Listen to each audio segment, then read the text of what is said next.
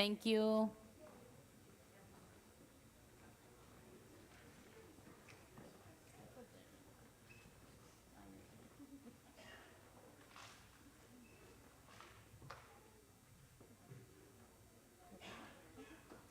Alexis.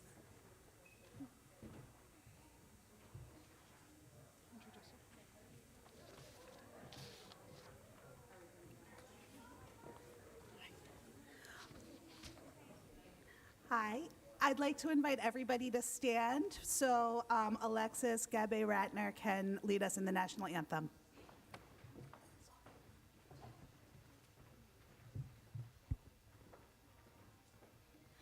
Oh, say, can you see by the dawn's early light what so proudly we hail at the twilight's last gleaming, whose broad stripes and bright stars through the perilous fight o'er the ramparts we watch were so gallantly streaming, and the rocket's red glare, the bombs bursting in air, gave proof through the night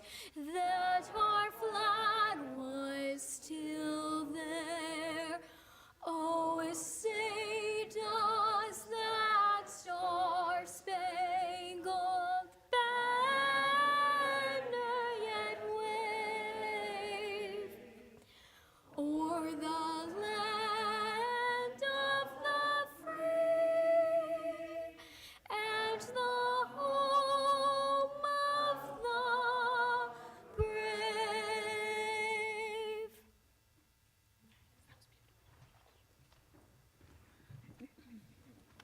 You may be seated.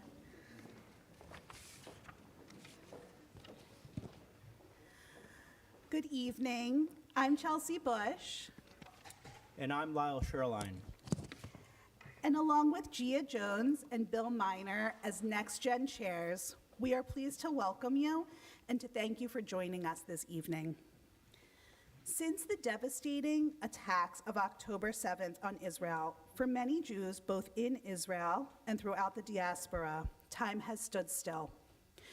In the last 2 years, it's been clear that not only would Israel be irrevocably changed, but the whole Jewish world would never be the same. This week, finally, we have celebrated and breathed a collective sigh of relief with the return of the remaining living hostages. In spite of this news, we await the return of the bodies of the remaining hostages, and we continue to feel the damage to Jewish communities the world over. Incitement on the streets and on social media has fueled anti-Semitism and misconceptions about Israel and the Jewish people at large. As an artist and a photojournalist, Erez Kaganovitz felt it was imperative to fight back against these misconceptions and rising anti-Semitism by showing the human side of Israel. In his experience, highlighting the human elements of Israel is a reminder of what Israeli society is all about and the shared humanity and values that we are actually fighting for.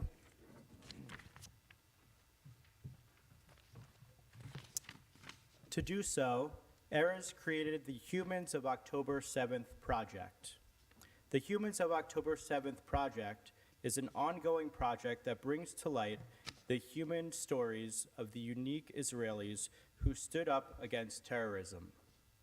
It shows the Israeli DNA at its best and shows the incredible spirit and resilience of the Israeli people. Before Erez joins us to speak, we'd like to offer a few prayers that are fitting for this occasion.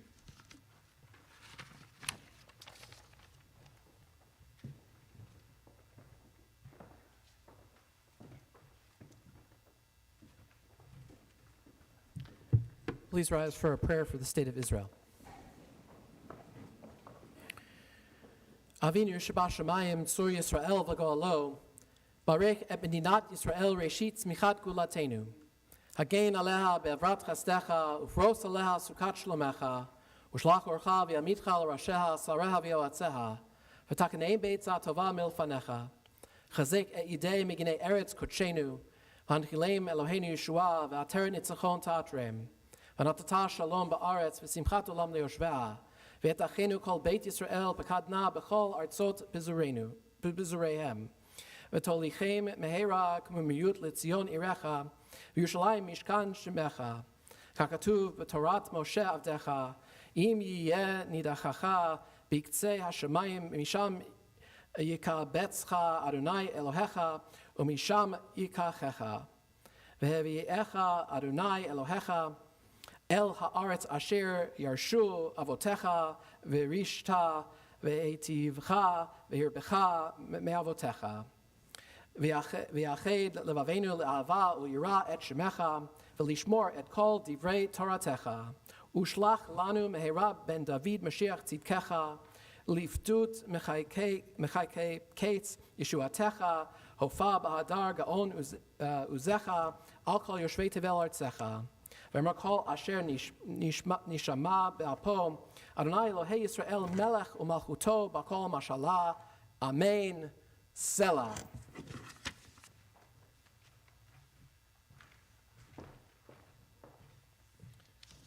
מי שברך for the soldiers of the IDF. מי שברך אבותינו, אברהם, יצחק ויעקב. הוא יברך את חיילי צבא ההגנה לישראל ואנשי כוחות הביטחון העומדים על משמר ארצנו וערי אלוהינו, מגבול הלבנון ועד מדבר מצרים, ומן הים הגדול עד לבוא הערבה, ביבשה, באוויר ובים, ובכל מקום שהם. ייתן אדוני את אויבינו, הקמים עלינו ניגפים לפניהם. הקדוש ברוך הוא ישמור ויציל את חיילינו מכל צרה וצוקה, ומכל נגע ומחלה. וישלח ברכה והצלחה בכל מעשה ידיהם, ידבר שונאינו תחתיהם, ויעטרם בכתר ישועה ובעטרת ניצחון. ויקוים בהם הכתוב, כי אדוני אלוהיכם, ההולך עמכם, להילחם לכם עם אויביכם, להושיע אתכם, ונאמר אמן.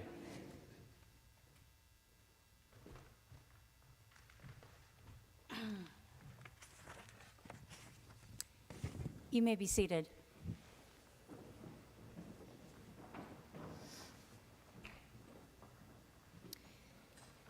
Today is a day of gratitude for every soul freed from captivity. Children, sons, daughters, mothers, and fathers are coming home. The long-awaited hour of reunion is here. God, heal the hearts of children who have lived through horrors no child should ever endure. Some children have no parents' arms to run to. Let all of Israel embrace them with an eternal love. We give thanks for every hostage released, for joyous reunions filled with tears of thanksgiving. We pray that love will mend the brokenness, that fear will soon give way to faith in tomorrow.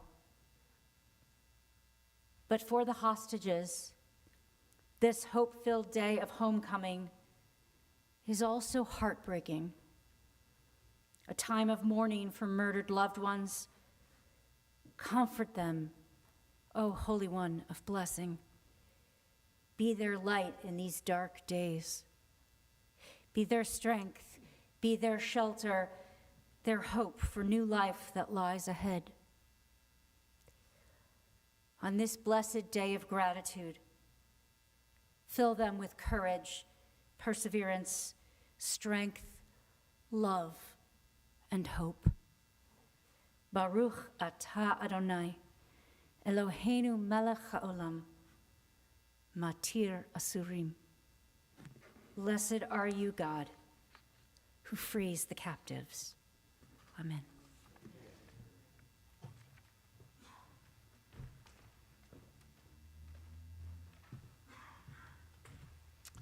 Please rise as we say a prayer for our country, the United States of America. Our God and God of our ancestors, grant to our country the will and wherewithal to fulfill its calling to justice, liberty, and equality. May each of us fulfill our responsibilities of citizenship with care, generosity, and gratitude, ever conscious of the extraordinary blessing of freedom, ever mindful of our duties to one another. Bless those who volunteer to labor on behalf of us all. May they find the strength and courage to complete their tasks and fulfill their dreams. May our judges, elected leaders, and all who hold public office exercise their responsibilities with wisdom, fairness, and justice for all. Fill them with love and kindness, and bless them that they may walk with integrity on the paths of peace and righteousness. Creator and protector of all, watch over our armed forces and all those entrusted with our safety, as they daily put their lives at risk to protect us and our freedoms. Be with them in times of danger. Give them courage to act with honor and dignity, as well as insight to do what is right in your eyes. Fill us all with the gifts of love and courage, that we may recreate a world that reflects your glory. May we each respond to the charge of your prophet. Higi lecha adam ma tov, v'ma Adonai doresh mimcha, ki masos mishpat v'avas chesed v'atznei leches im elecha. For what does Hashem demand of you but to act justly, to love kindness, and to walk humbly with your God? May the one who brings peace on high bring peace and prosperity to our world, and keep us in safely. God bless America, and let us say, Amen.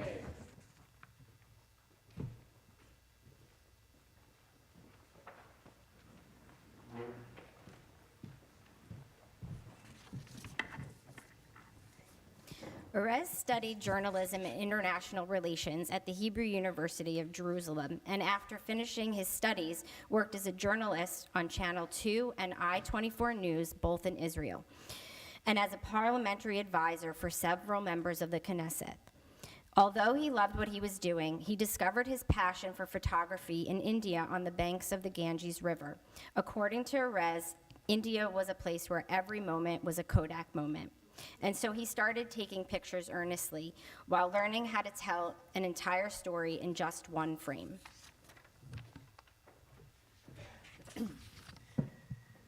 In 2009, he moved to Tel Aviv and had the feeling that he had just stumbled onto the set of a movie, and that every character in the city had his or her own story, attitude, and unique perspective just waiting to be uncovered.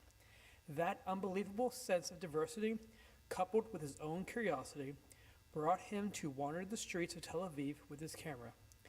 In the beginning, he simply posted the pictures and stories to his Facebook account. But in 2012, he stumbled upon the amazing Humans of New York project. It was then that Erez decided to open his own Humans of page, but to give it his own twist. He's taken more than 1,000 portraits and stories and has met the most fascinating humans that Tel Aviv has to offer along the way. Here's your comments.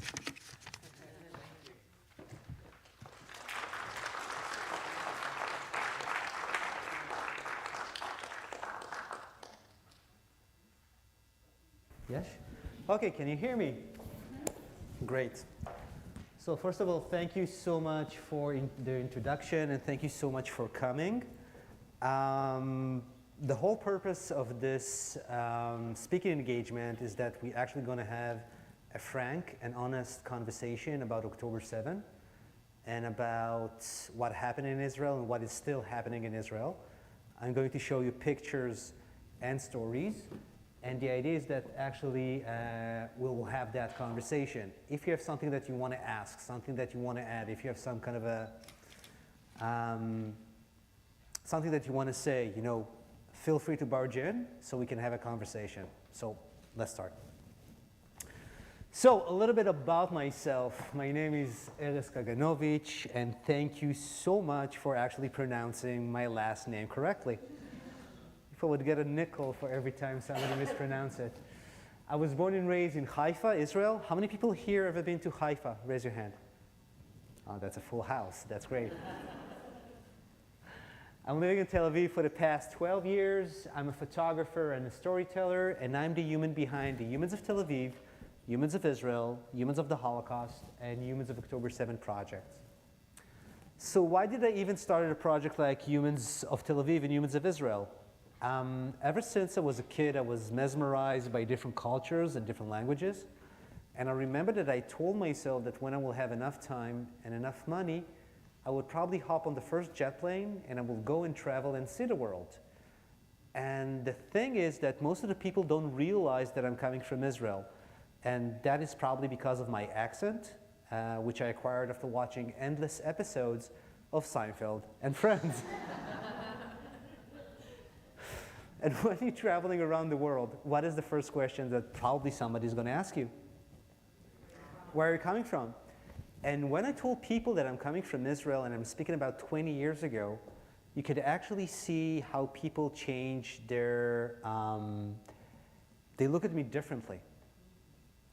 You're coming from Israel. Isn't the place where people are getting exploded all the time?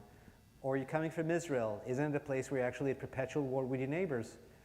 And I was really upset.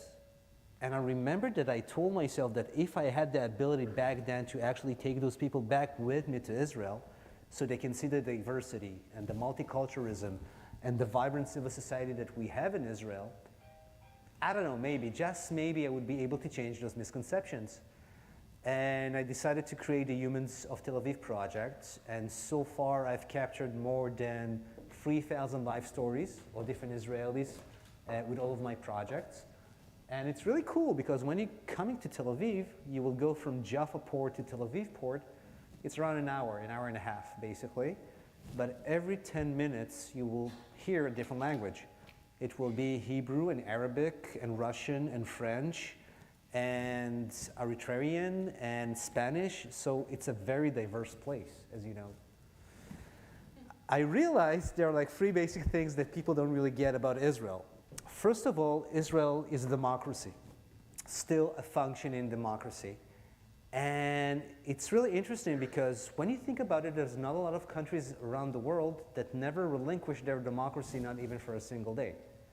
You can think about the United States, you can think about Canada, you can think about the United Kingdom, you can think about Australia and New Zealand, and that's it pretty much. But those countries never had to face the same acute security threats that Israel is facing from day one. So it's pretty impressive that we are still a democracy. Now, as you know, a year before October 7, there was a lot of demonstrations going on in Israel. I won't get into the political debates between the power of balance between the parliament and the Supreme Court, but by the way, this is Ayalon Highway. This is like just below Azriadi Towers. And people decided that they wanted to fight for their values. So it doesn't matter if you agree or disagree with what they actually went to demonstrate, but it was pretty amazing to show how people reacted and wanted to fight for what they actually believing in.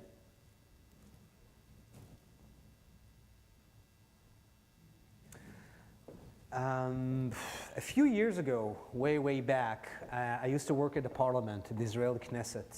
I was a spokesperson for several members of Knesset. And one of the most moving sessions that I remember from parliament was a session in the education committee. And the title of that session was, how can we make a safer environment in schools for transgenders? Now, there's no way in the world that this kind of discussion would be held in the parliament in Gaza, or in Ramallah, or in Tehran, or in Baghdad, or in Beirut, for that matter. So this is to tell you a little bit about the openness that we have in Israel about the LGBTQ community, which is pretty impressive. Do you recognize this guy, or what he's actually holding? Thumb drive, right? How do you call it in Israel? It's USB, MP3. So, disk on key. So a lot of people in Israel, if you will ask them, they will usually say that, everybody knows that Israel is the startup nation. But it's funny because if all the people that are actually, claiming and saying that you have to boycott Israel will actually do that, half of the technology that they're actually using, they won't be able to use. How many people here love to eat cherry tomatoes? Raise your hand. How many people here probably, navigated to this event today with Waze? How many people here ever tried building a website using Wix.com? So you know what I'm talking about. And the thing is, I will give you the story, the background of the flash drive. Dov Moran, that you actually see here in the picture, in 1999, wow, that was like 20 in the previous millennium, he went to a business trip to New York, and he had this huge meeting with his 200 Wall Street bankers. And he came to the meeting, and he opened the computer, and you got to remember, this was the time where you couldn't actually, send like heavy files through the internet. So he opened the computer, but his computer crashed. And he was looking at the computer, and the computer was looking back at him, and he had no presentation to show. And he was really angry and really upset that he couldn't have his presentation. So when he came back to Israel, it took him around 2 years to create a flash drive. So this is a little bit about the ingenuity. But once again, I wanted to show the diversity and the multiculturalism, the vibrant civil society that we have in Israel. And luckily enough, this guy came along. It's like his bar mitzvah picture, look at it. It's like 20 years ago, 25 years ago. And I know there's a lot of criticism today about social media and about Facebook and about Zuckerberg. But when social media actually exploded, you realize that you have the ability to actually, to upload a picture and to upload a story. And if that picture and that story is actually interesting, people will engage with that. And I stumbled upon Humans of New York, which is a beautiful and amazing project that if you will go today to Grand Central in New York, there's actually a huge exhibition that took over all Grand Central. I was there. It's really amazing and beautiful. And when I saw Humans of New York, I said, well, this is exactly what I need to do if I want to tell the Tel Avivian and Israeli story. And I remember that I opened a Google search page, and I was a little bit anxious because I didn't know if somebody else already understood the potential of creating a project like this. And I wrote Humans of Tel Aviv. And before I hit the search button, I told myself that if I'm going to do this project, I'm going to show the reality the way that I see it. I'm going to show the complexity of living in Israel. I'm not the Prime Minister's office. I'm not the Ministry of Foreign Affairs. I'm not the Ministry of Tourism. I wanted people will appreciate the fact and what it is really to live in Israel and what are our challenges as a society. And I hit the search button, and when I saw that nobody else opened a project like this, I said, well, I'm going to do this. And it started with Humans of Tel Aviv, and later on it moved to Humans of Israel. And then I decided to create the project Humans of the Holocaust. And I never, ever thought that I will actually create a project that will deal with Holocaust survivors. But we're speaking about 2019. I stumbled upon a survey that was conducted by the Claims Conference that showed that 66% of young millennials never heard about Auschwitz, 50% could not even name one concentration camp or a ghetto. Now, it really upset me. But that was only one part of the problem. The other part of the problem was that this rise in anti-Semitism. So it's a very lethal combination. So if you're not aware about what happened in the Holocaust, you never heard about Auschwitz, you won't be alarmed when there is rise in anti-Semitism. And in the beginning, I was really angry about those young millennials. But before that, how many people here have TikTok? Raise your hand.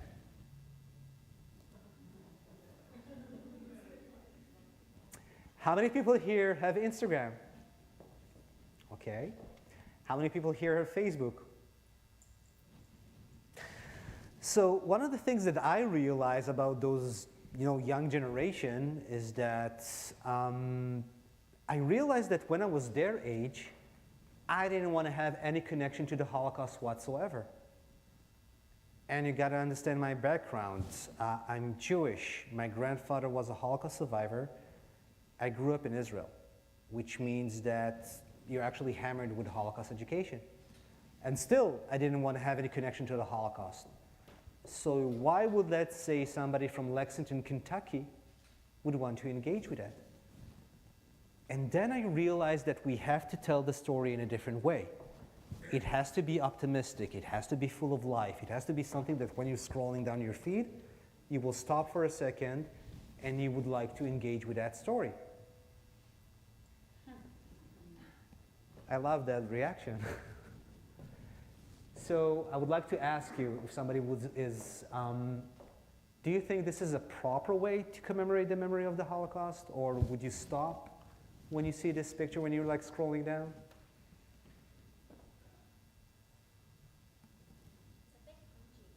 It's a bit what? Cringy? Okay.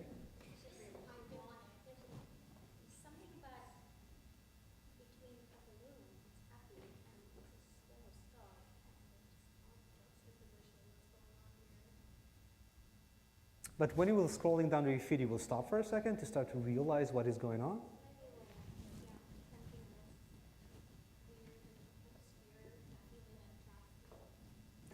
So the idea behind this picture was that, first of all, I've got to say that I'm looking at your faces, and we're speaking about the Holocaust, and people are smiling. This is not your typical Holocaust survivor picture. And in this picture, you can see Dougal Leitner. Dougal Leitner was a Holocaust survivor from Auschwitz, and he had this sense of humor of like Mel Brooks.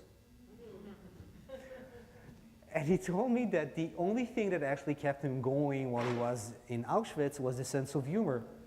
So we both realized that we have to tell his story in a different way. And this, this is a story about Jewish pride. He's not only holding the balloon, he's actually embracing the balloon. This is a picture of somebody who is proud of being Jewish and somebody who survived the Holocaust. And is actually reclaiming the symbol that turned the Jewish people into subhumans and actually turned it upside down on its head. And his message to the world is that no matter what is actually happening right now in your life, if you will be optimistic and if you will be full of life, if I manage to survive whatever, what I experienced in Auschwitz, no matter what you're actually experiencing right now in your life, you will be able to overcome that if you will be optimistic. And I think this is something that you don't have to be Jewish in order to engage with. And what I do is that you have the picture, you have the story, and then you have two paragraphs, because people, unfortunately today, they don't have patience to read long stories. And if he speaks about an historical event, if he speaks about Auschwitz, you have a link. So the idea is to get people to be better informed and to be better educated about the Holocaust. Now, Humans of October 7. I would like to start with a short video.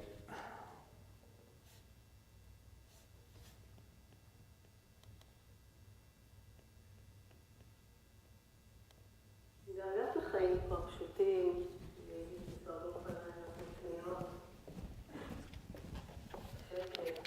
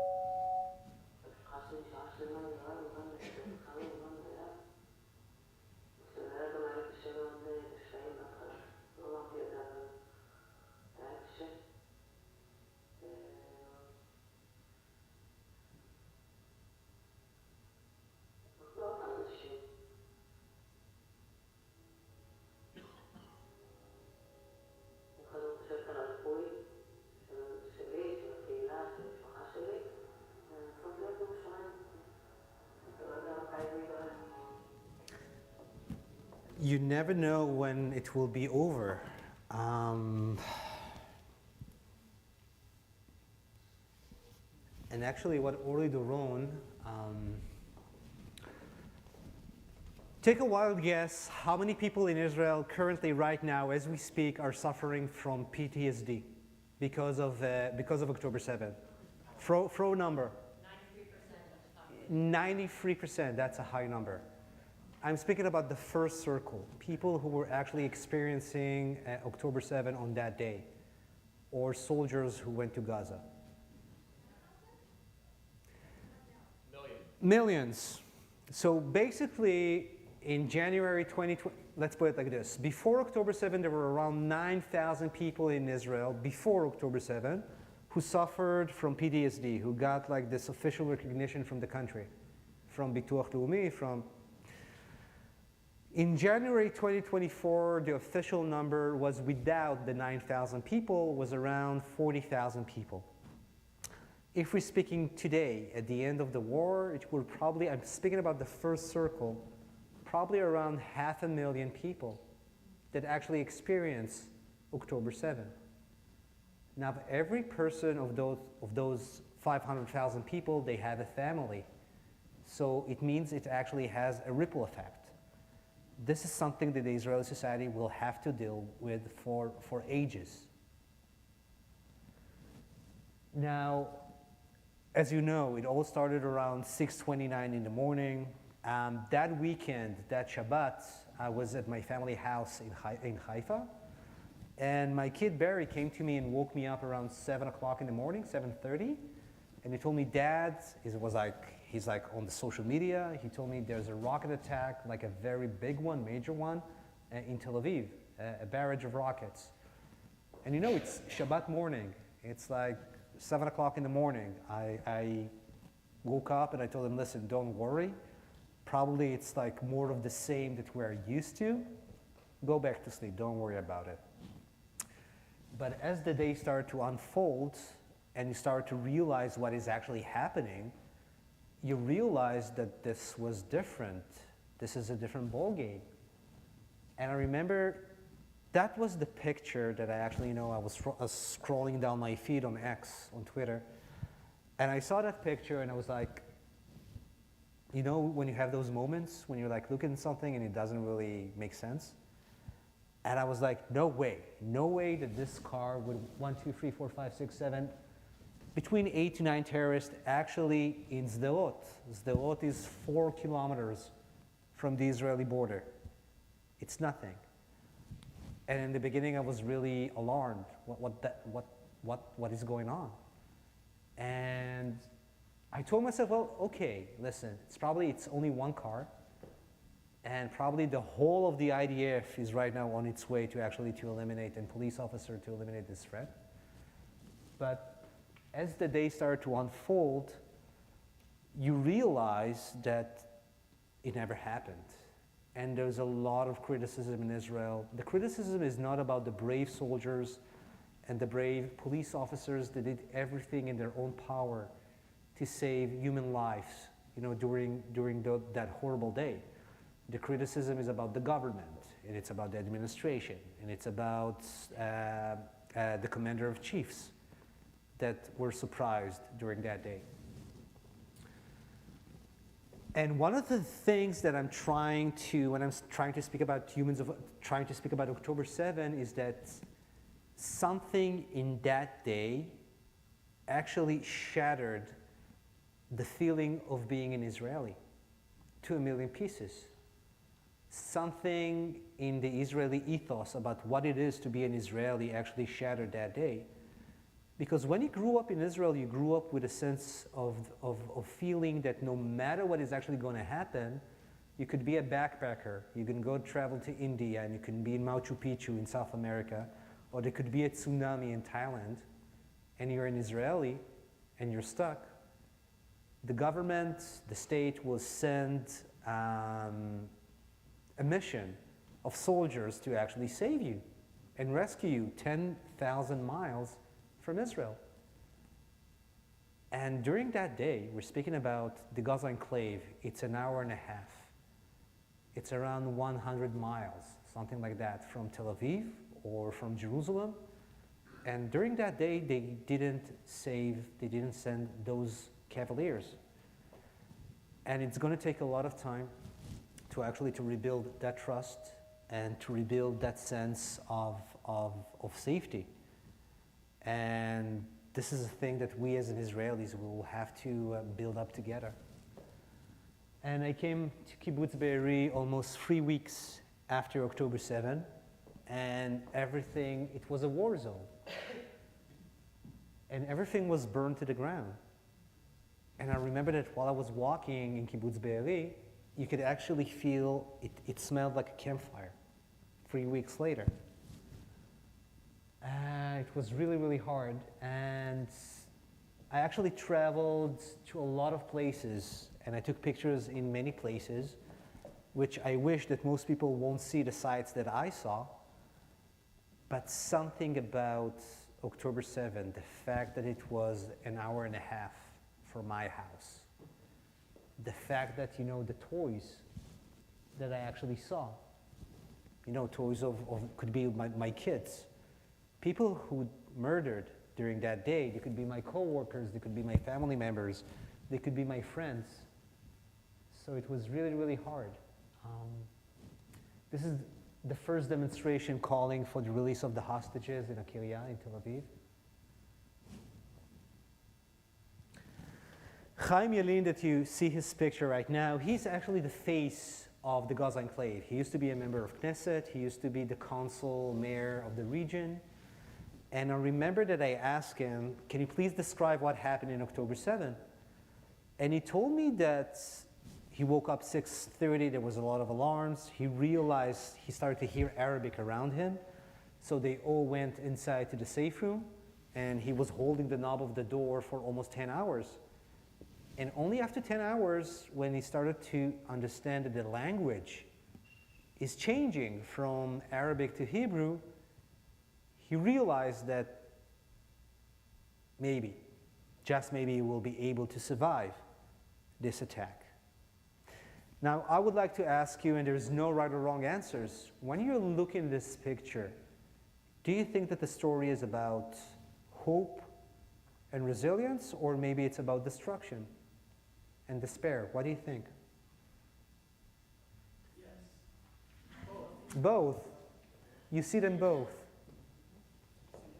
Where do you see destruction? Home that this person lived in, the burned, whether it's clothing or something that was on the windowsill. It's actually gloves. Gloves. Gloves. And then, but yet the roses, right? Vradim. Vradim. A resilience there despite the thing. You can see it's not a smile that he's in. It's a look of determination, I would say. It's like, I'm still standing. So it is both the recognition of the loss and a dream that he's going to garden with those gloves and plant new roses. How many people here think this is about destruction? Raise your hand. How many people think this is about hope? So first of all, I'm happy that the majority of the people thinks this is about hope. And I will give you a little bit of a background on this picture. It's a funny thing that you said that the roses resemble hope, because this is exactly what I was aiming for, but a lot of people in America, when they're actually seeing the roses, they're telling me, listen, this reminds us of when you're going to a graveyard and you're getting to a tombstone and you're putting roses. Exactly, Jewish tradition, when you go to the graveyard, you take a petal or you take a stone and you put it on a tombstone. So for me, the idea was actually rebirth. And this is the reason why I decided to bring the flowers. I wanted that the story will be about hope, will be about resilience, will be about looking into the future. But the thing is that most of the people, like usually when I'm showing this picture, half of them will say this is about destruction, half of them will say it's about hope. And from a photographic point of view, try to imagine the picture without the flowers. As a photographer, I wanted to have some kind of a splash of a color because I knew that I'm coming to Be'eri. I knew that everything will be dark, everything will be burned. So I want to have some kind of a different color that will actually burst from the picture. And for me, this is tell the Israeli story in October 7. We got this massive blow, but we're still thinking about the future. And we're still thinking about how we can actually rebuild our society. And this is a huge question right now in the Israeli society, in the kibbutzim. Because when you think about the next generation, there are a lot of families, when you think about the next generation of kibbutzim or a community, you think about the young generation. Because if the kibbutz and if the community is supposed to be growing, you have to have that young generation. And a lot of families are asking themselves, should we go back to live in Be'eri? Or should we go back to live in Kfar Aza? And there's a huge discussion. And I've got to tell you that, if I was part of their community and I have kids, I'm not sure. I'm not sure I would be willing to go back to like 3 kilometers from my border, from my house. There might be another attack. So it's a very, very emotional and very, very challenging issue about how those communities can actually, grow. There's another challenging question. What do you preserve and what do you knock down and rebuild? Right? Chaim Yalin was in an interview on Channel 2, Channel 12, the major news channel in Israel. And the journalist asked him, what do you think about the fact that people are saying, keep those buildings as a memorial at the kibbutz? And Chaim told him, would you be willing to live in a memorial site? Would you be willing to live in Auschwitz? So there's a huge debate about even what to do with those buildings. And let's say you destroy those buildings and you build a new building on top of that building. Do you think that people will feel comfort, in a way like to live in that place? It's very challenging. And there's no right or wrong. We're still trying to figure it out ourselves. One of the biggest things here in this debate is whether or not almost like to continue bearing witness or to bear peace or just more peaceful environment, because say that it's replaced with some sort of memorial statue, now it's a place for peace and recollection more so, where people can gather and leave remembrance, while as opposed, one of the reasons people are keeping these buildings is because there's this human need to bear witness, to be a part of the suffering that is so immensely grand. No, I totally agree with you. But on the other hand, people need to move forward in a way. And if you're living in that community and you're seeing that burned house, it's a trigger point. And you don't know how people will actually react. And you don't know how much. This is actually the story of Kibbutz Nir Oz. And they're trying to, if you will go right now to Kibbutz Nir Oz, it's actually, so you know what I'm speaking, it's like frozen in time, it's like a time capsule. And there's a huge debate what to do. And Was to actually leave everything as is, and then create a new kibbutz next, so next to it. So that way to get more people to come there, but keep everything the way it is.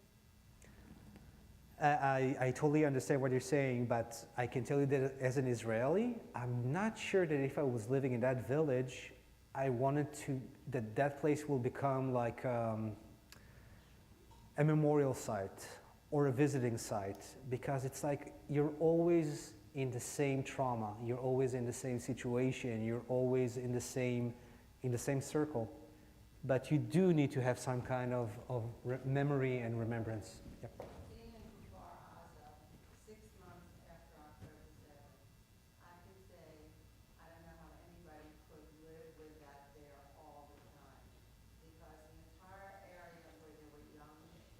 The young generation, generation is so completely destroyed. The burning, the smell, the writing on the walls, and I mean, it is so horrible that being there with a small group and walking through, you could barely bear being there for less than an hour, just seeing the trauma that you're seeing. I don't see how people could go back. if you would be a part of the Kfar Aza community, what will be your recommendation to deal with those buildings? I don't know. I don't know how, it's like you said, you're an Israeli, would you bring your young children back to live that close? We've been to the community many times before. We know how close it is to the border. But all the people we ever met were so sure of the hope that they were going to. What is the distance between Allentown and Bethlehem? So it's a little bit more. It's a little bit more, but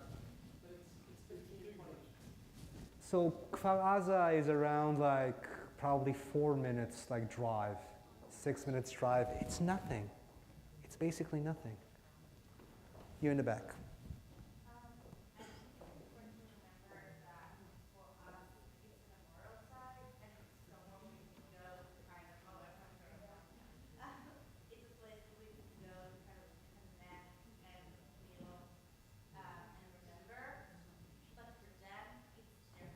It's their place. Exactly, it's their home.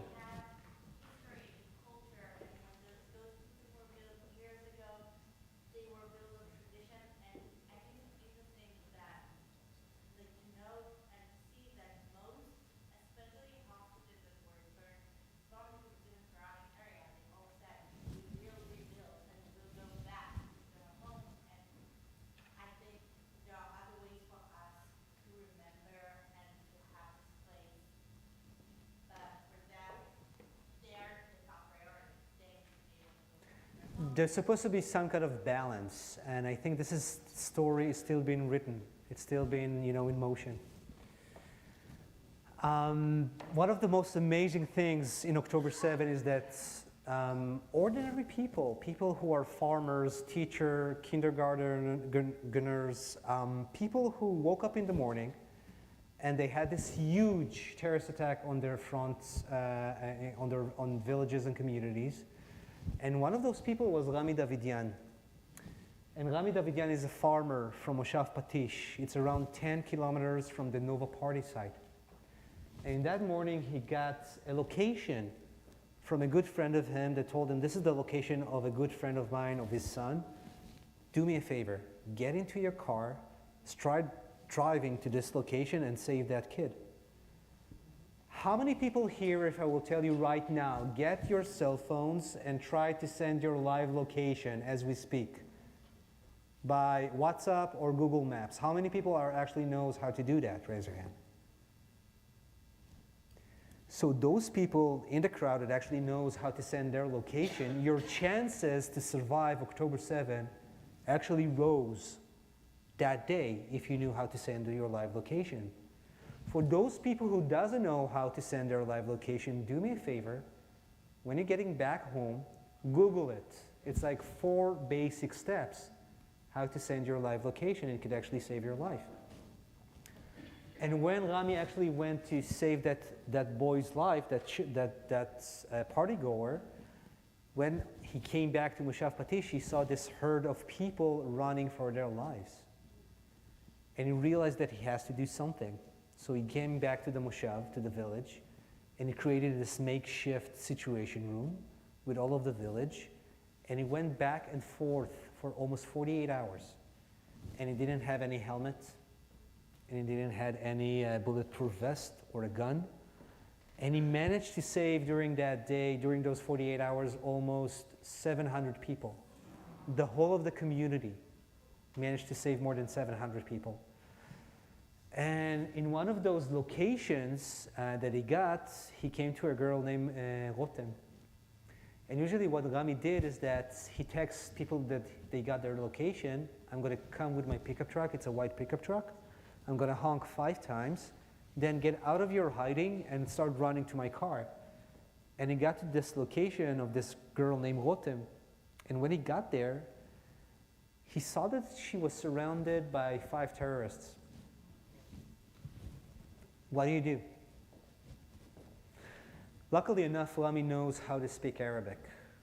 So he told them in Arabic, hello, Isma Rami, Isma Abu Rami. I'm a Bedouin from the region. I think it's better that you will give the girl to me because there's a lot of IDF soldiers who are in the area and they're probably going to find you and they're going to kill you. So give me the girl, go back to Gaza. And he managed to save her during that day. So the stories are really, really unbelievable.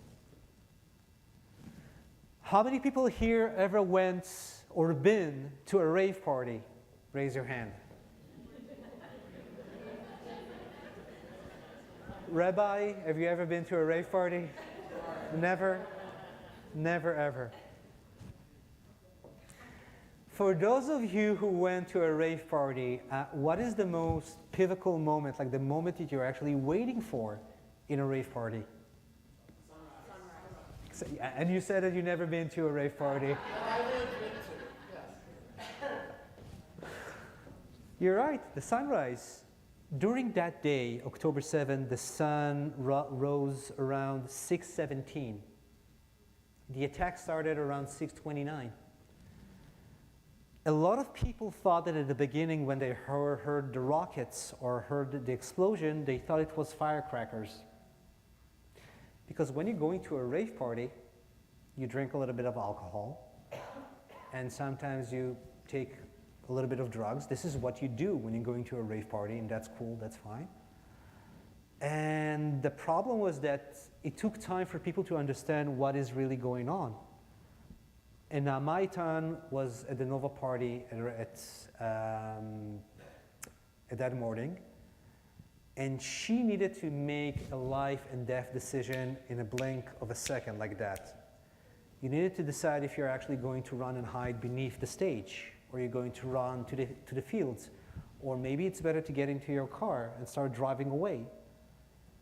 And you didn't have like the full information. So a lot of people got into their cars and started driving. And how many people here been to the Nova site? So basically it's a very narrow, it's like country roads. You can't really do like a lot of U-turns. It's really, really hard.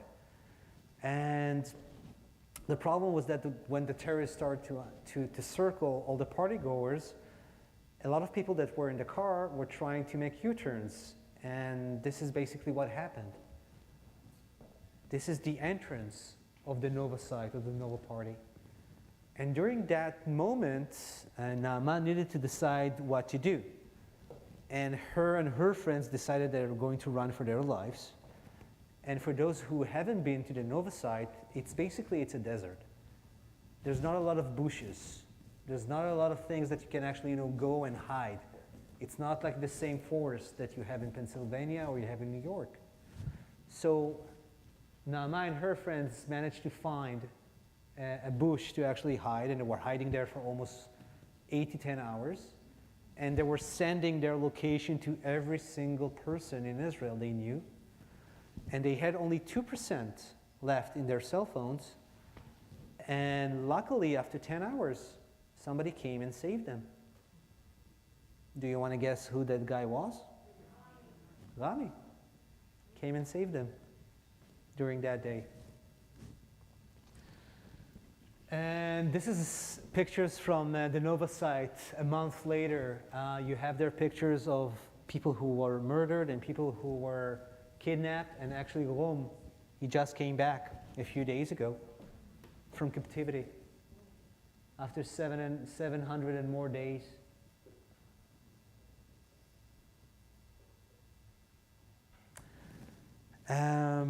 One of the most things that it's when people think about October 7, not only Jews were murdered that day, even Arabs and even Buddhists who actually Thai workers who came to work in the fields. And during that day, Hamed Abu Arar did an amazing thing. His wife was murdered during October 7. in the car in Somet Maon, and he actually got, from his car, he got his son, and he went to hide in an electric fence, in an electric cabinet over there in that junction. And 8 hours later, Hamas terrorists actually came to that place, and actually he heard that they are speaking about, they saw there's a platoon of soldiers who are arriving to the junction. And he decided to go outside of his hiding, and he yelled to the soldiers, listen, there's Hamas terrorists behind me. He managed to save his kid, to save himself, and to save the whole platoon, which is pretty amazing.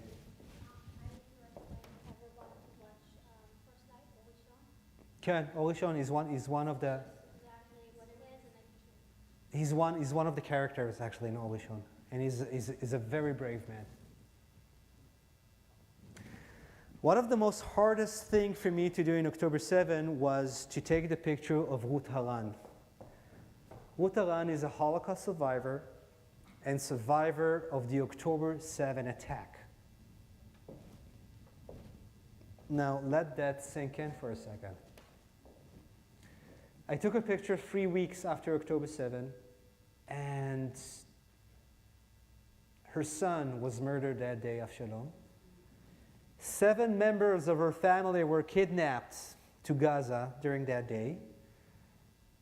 And I remember that I was trying to find the words to actually to comfort her when I saw her. And what do you say to a Holocaust survivor that survived the October 7 attack, that her son was murdered that day, and 7 members of her family in Gaza? Luckily enough, 52 days after, 6 members of her family came back in the swap, the exchange of the release of the hostages, the families and the babies and the children. And Tal Shoam, another member of her family, came back after 505 days. But she described to me that October 7 was a second Holocaust for her.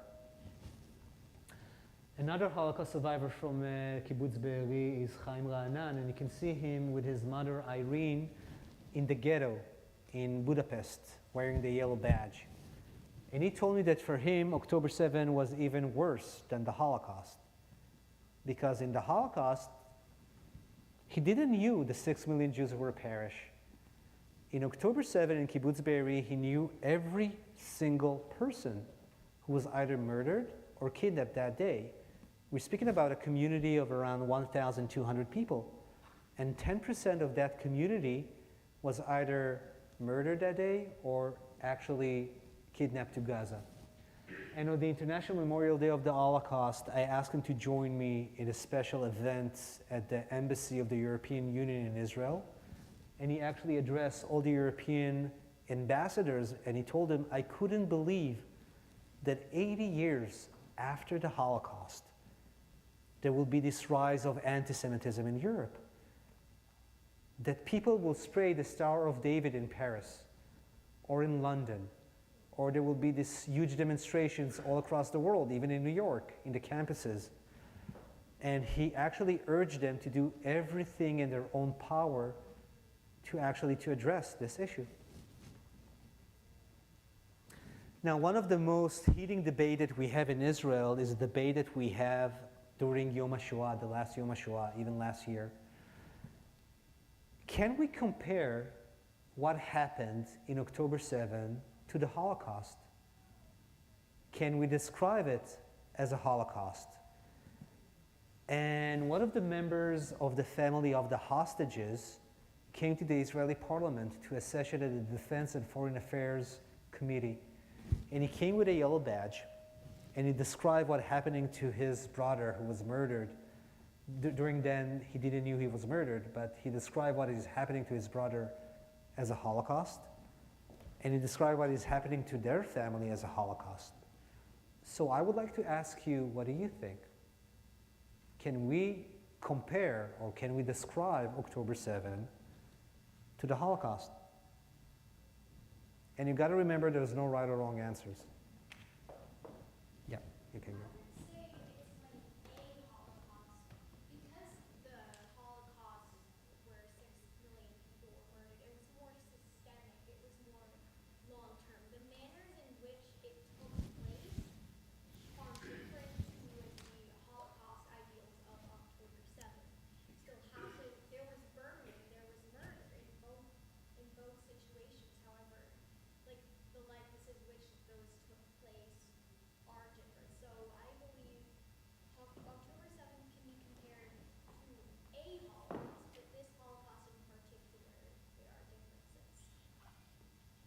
Here in the back.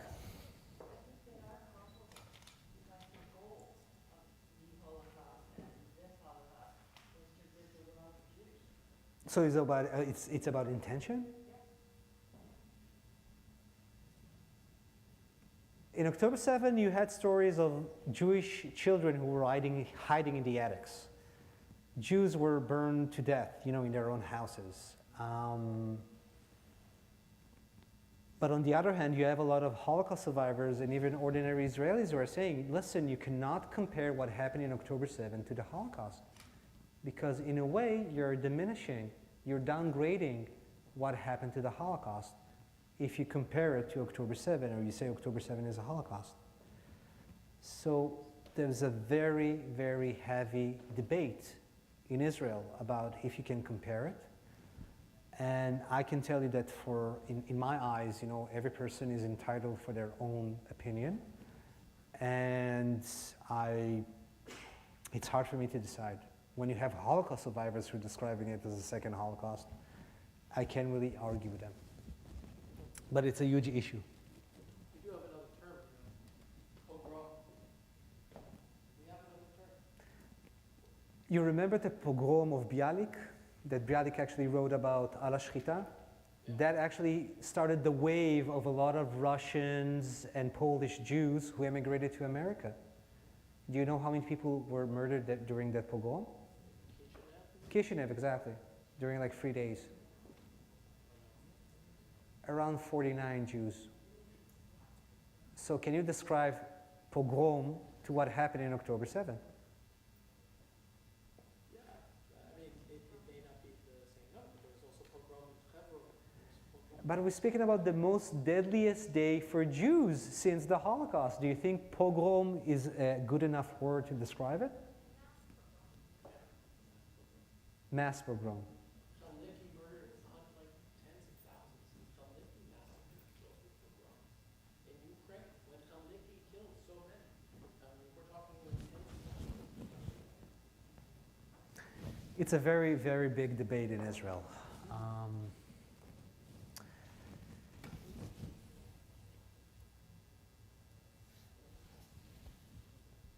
I want to finish with this amazing story.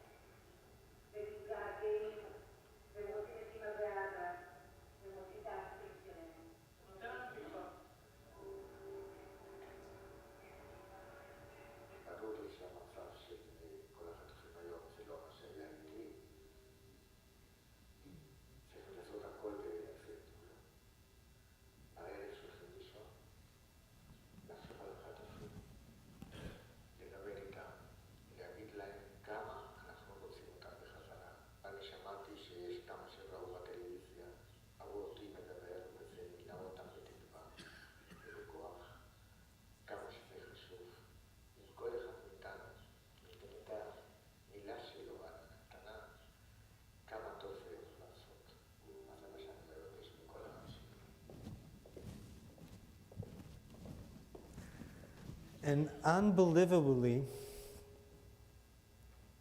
they actually came back. I've been following the stories of October 7 for the last 2 years, and I was so happy. I was in New York. I couldn't believe I'm in New York while the hostages are coming back home. But these are pictures from the last time, that 6 months ago, when he had the release of the hostages. And being in the hostages square is actually, it's like ups and downs. You have so many emotions, circle of emotions. It's like a roller coaster of emotions. And probably, you know, being in the hostages square like last week or a few days ago, all that emotions that you actually had built up in Israel for almost 2 years, it's the end of the war. It's actually all the living hostages are coming back. It was like an euphoria for a nation that was actually waiting for that for too long.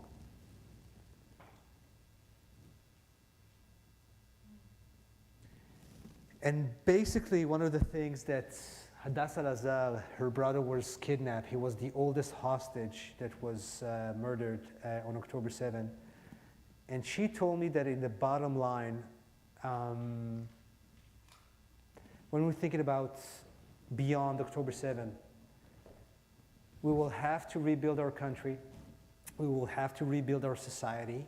And now that we actually have the hostages back, we're still waiting for the dead hostages for their bodies, but we're on the verge of actually rebuilding our country and rebuilding our society, and it's going to take time, and it's going to take patience, and it's going to take a lot of effort to heal and to rebuild the Israeli society after this crazy 2 years.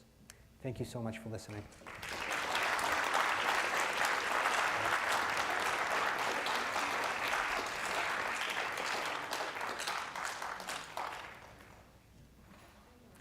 If there's questions, I will be happy to answer them. I just was wondering, just so I didn't misunderstand, and I know it sort of was in the beginning, you said that you're not sure, so all the people were sending, a lot of people were sending their locations, but IDF wasn't sent, and that's like a hot topic right now? You didn't have enough soldiers. They were caught by surprise. They didn't know to which direction to go. So that was one of the main problems during October 7. And then I'm just curious, in Israel, how aware are Israelis, we have family there, but I another perspective of the anti-Semitism here in America, like how aware are they? That's a good question. The problem is that when you're growing up in Israel, you grow up in a Jewish state. You're the majority. You're not experiencing anti-Semitism as Jewish communities across the world and in America are actually experiencing. So they are aware. They are like, you have a lot of articles and a lot of debate about the rise of anti-Semitism across the world. But I don't think that Israelis really get that, because you have to live in a Jewish community outside of Israel to understand that. And one of the most bizarre thing I can tell you about myself is that I'm living in Israel, I'm living in a Jewish state, but only when I'm traveling outside of Israel, I'm starting to feel Jewish. Because in Israel, you're Jewish by definition.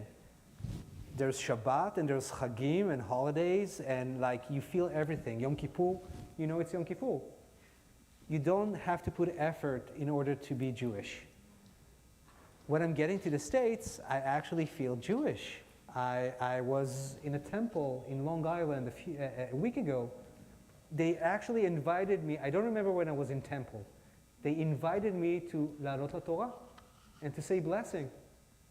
And I think it was probably my bar mitzvah since I did the blessing. And I did it good, it was really good. So I don't think that people really get unless you actually had the experience of living a few years in the States or across the world. Okay. Erez, thank you. It was really my privilege to hear you speak today, to meet you while you're here in the Lehigh Valley, and I thank you for joining us. Thank you. Today, we do more than just mourn, we honor.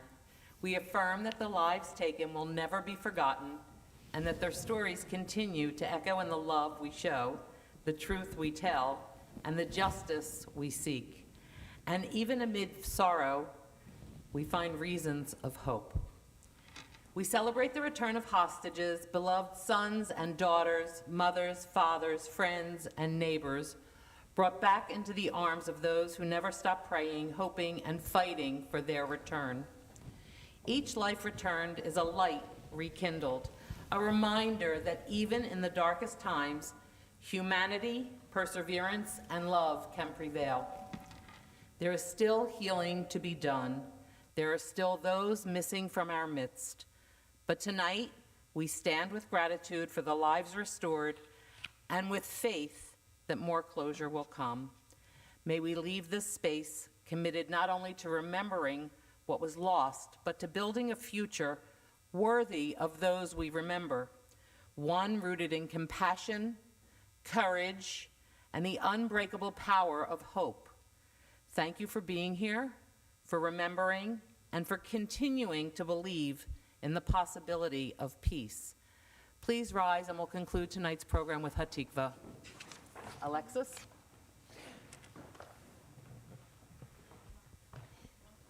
This one's for our angels and for our future. Kolot ba